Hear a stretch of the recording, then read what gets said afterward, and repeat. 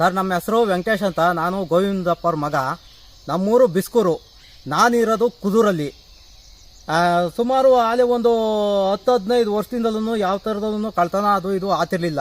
ಈಗ ಒಂದು 4-5 ತಿಂಗಳಿಂದ ನೋಡಿ ಇಲ್ಲಿ ಮುಚ್ಚಿದ್ದೀನಿ. ಮುಚ್ಚಿದ್ರೂ ನಾ ಈಗ ಪೈಪು ಕೇಬಲ್ ಕದ್ಕೊಂಡು ಹೋಗ್ತಾರೆ ಅಂತ ಹೇಳಿ ಕೇಬಲ್ ಮನೆಗೆ ತಗೊಂಡು ಹೊಟ್ಟೋಗಿದ್ದೆ. ಈಗ ಅದು ನೋಡ್ಬಿಟ್ಟು ನೋಡಿ ಇಷ್ಟೆಲ್ಲ ಪ್ಯಾಕ್ ಮಾಡಿ ಇಷ್ಟೆಲ್ಲ ಇದು ಮಾಡಿದ್ರು ಈಗ ಒಂದು 4-5 ತಿಂಗಳಿಂದ ಈಗ 4 ದಿವಸದ ಒಳಗಡೆ ಈ ಪೈಪ್ನ ಹುಡುಕ್ಬಿಟ್ಟು 2 ಪೈಪ್ನ ಎತ್ಕೊಂಡು ಹೋಗ್ಯವ್ರೆ. ನೋಡಿ ಟ್ರಾನ್ಸ್ಫರ್ ಡಬ್ಬ ಮೇಲೆ ಇಕ್ಸಿದ್ದೀವಿ, ಯಾರಿಗೆ ತೊಂದರೆ ಆಗ್ದಂಗೆ. ನೋಡಿ ಆ ಮೇಲೆ ಕಟ್ಟಿ ನೋಡಿ ತಂತಿಯೆಲ್ಲ ಹಾಕ್ಸಿ ಕಟ್ಸಿದ್ದೆ.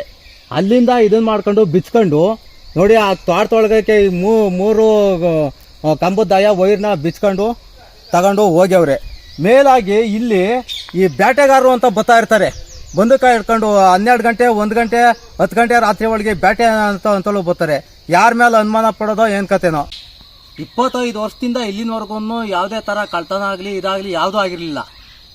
ಈಗ ಒಂದು 4-5 ತಿಂಗಳಿಂದ ಒಂದೇ ಸಮ ಮೋಟ್ರು ಕೇಬಲ್ಲು ಇವೆಲ್ಲ ಕಳ್ತನ ಆಯಿತು. ಸರ್ ನಿಮ್ಮ ಜಮೀನಲ್ಲಿ? ಸರ್ ನಮ್ಮದು ಊರು ಗ್ರಾಮ ಬಿಸ್ಕೂರು.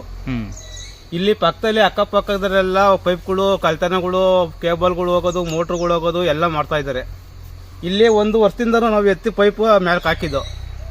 ಇಲ್ಲಿ ಎತ್ತಿ ಹಾಕಿದ್ದವ ಮೊನ್ನೆ ರಾತ್ರಿ ನೋಡ್ಕೊಂಡು ಹೋಗಿದ್ದೀವಿ, ಬೆಳಗ್ಗೆ ನೋಡ್ರೆ ಪೈಪ್ ಇಲ್ಲ ಒಂದು. ಇದೇ ಥರ ಪೂರ ಇದು ಮಾಡ್ತಾರೆ. ನಾವು ಬೆಳಗಿನ ಸಾಯಂಕಾಲ ತನಕ ನಾವು ಇಲ್ಲೇ ಇರೋಕ್ಕಾಗ್ತದ? ನಾವು ಅಟ್ಟೆಪಾಡಿಗೆ ಕೂಲಿಗೆ ಹೋಗೋರು, ಕೂಲಿಗೆ ಹೋಗಿದ್ದು. ಬೆಳಗ್ಗೆ ಬಂದು ತೋಟ ಕಡೆ ಬಂದು ನೋಡಿದಾಗ ಪೈಪ್ ಇರಲಿಲ್ಲ. ಇದೇ ಥರ ಬೇಜಾನ್ ಅಕ್ಕಪಕ್ಕ ಎಲ್ಲ ನಡೀತಾವೆ. ಯಾರು ಮಾಡ್ತಾರೆ ಅನ್ನೋದು ನಮಗೆ ಗೊತ್ತಿಲ್ಲ. ಒಟ್ಟು ಎಷ್ಟು ಪೈಪ್ ಎತ್ಕೊಂಡವ್ರೆ ನಿಮ್ಮ ಇದರಲ್ಲಿ? ನಮ್ಮಿದೊಳಗೆ ನಮ್ದೊಂದು ಎತ್ಕೊಂಡವ್ರೆ, ನಮ್ಮ ಪಕ್ಕ ತೋಟದಲ್ಲಿ 2 ಎತ್ಕೊಂಡು ಹೋಗ್ರೆ. ಪೈಪು ಮೋಟ್ರು ಎತ್ತವ್ರೆ, ಕೇಬಲು ಕಳ್ತವ್ರೆ. ನಮ್ಮ ಪಕ್ಕ ತೋಟದಲ್ಲಿ ಖುದ್ದಾಗೆ ನಾವೇ ನೋಡಿದ್ದೀವಿ ಕಳ್ತವ್ರೆ ಅವರು. ಯಾರು ಅಂತ ನಮ್ಮ ಮಾಹಿತಿ ಗೊತ್ತಿಲ್ಲ ನಮಗೆ. ಈ ಕೇಬಲ್ ವೈರ್ ಕಳ್ತಾರಲ್ಲ ಸರ್, ಇಲ್ಲಿ ಅವರು ವಿದ್ಯುತ್ ಕೆಲಸದಲ್ಲಿ ಪಳಗೇರ್ ಅಂತಾರೆ ಮಾಡಿರೋದು. ಇಲ್ಲಿ ಬೇರೆ ಯಾರೋ ಏಕೈಕೆ ಬಂದು ಯಾರು ಕಳ್ಸಕ್ಕಾಗಲ್ಲ, ನಮ್ಮಂತ ಯಾರು ಕಳ್ಸಕ್ಕಾಗಲ್ಲ. TC ಗತ್ತಿ ಕರೆಂಟ್ ಇದ್ದಾಗ ತೆಗ್ದು ಮಾಡಿರೋದು ಕೆಲಸ. ನಮ್ಮ ಅಕ್ಕಪಕ್ಕ ಇರೋದು ತೋಡ್ಕೊಳ್ಳೋರು ಅಷ್ಟೇ, ಜಮೀನವ್ರೆ ಅಷ್ಟೇ ಆಗಲಿ, ಬೋರ್ಗಳಿಗೆ ಪೈಪ್ಗಳೆಲ್ಲ ಎತ್ತಾಕವ್ರೆ. ಅವರೆಲ್ಲ ಸ್ವಲ್ಪ ಎಚ್ಚರಿಕೆಯಿಂದ ನೋಡ್ಕೋಬೇಕು. ಅವ್ರು ಯಾರು ಅಂತದ ಕಂಡು ಹಿಡ್ದು ಬಡಿಬೇಕು ಅವ್ರಿಗೆ.